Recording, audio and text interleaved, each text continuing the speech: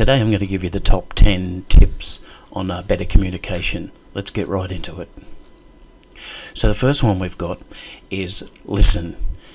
When you're talking to people in your team, whether it's talking down, talking up, whoever it is, you've got to be able to listen and actually hear what they're saying, and sometimes not even hear what they're not saying. A lot of the times when we're communicating with people, we're not listening to the person, we're only formulating the next thing we're going to say in our own heads.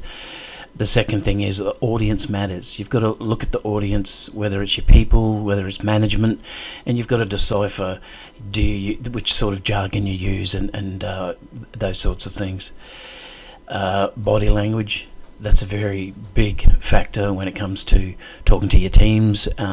It's quite easy when you're talking to people that you can see their arms folded, they're not looking, they're not paying attention. It's one of the biggest things in communicating that's not that 20%, because a lot of the times we communicate 80% of the time with just our body language alone. Wait to send. How many times in my earlier career I've written an email in response to someone, didn't like what they wrote, so I replied very quickly and obviously got into a bit of hot water over it. So a bit of advice I was given years ago is write the email and then walk away. Come back an hour or two later, even the next day would be even better. Reread what you've written, make any corrections, and then think about sending it. The next one would be brief and to the point.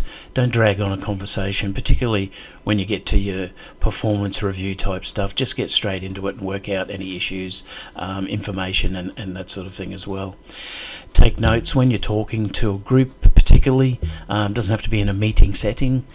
Make notes about things that you've said, particularly things that you've promised. Pick up the phone. Go see someone. Sometimes an email's just not the right way to respond to someone else's email. Go and talk to them. It's probably a better way of doing it. Think before you speak. Very similar to the email one I just talked about. A lot of the times we're too quick to talk without having all the information. I did it many times in my earlier career. One of the biggest lessons that I've learned over time. Treat everyone equally. So it doesn't matter whether you're talking to management, whether you're talking to the janitor, whoever it is, it should be equal. You're talking to someone that may have issues and really needs your help over things like that, and rather than talking as an authoritarian, get down to their level and talk to them at their level. And of course the last one, maintain positive attitude and smile. So for some of us, leadership, it comes easy to them. They like all people or most people, and it's quite easy to see that. But for a lot of people, when it comes to leadership, or particularly management, because we know that they're two different things, it's all about faking it till you make it.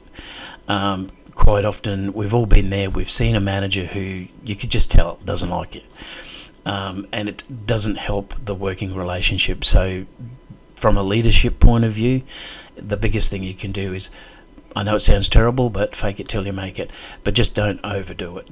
So I hope you enjoyed these 10 things, these 10 tips, and stay tuned for more videos. Thank you.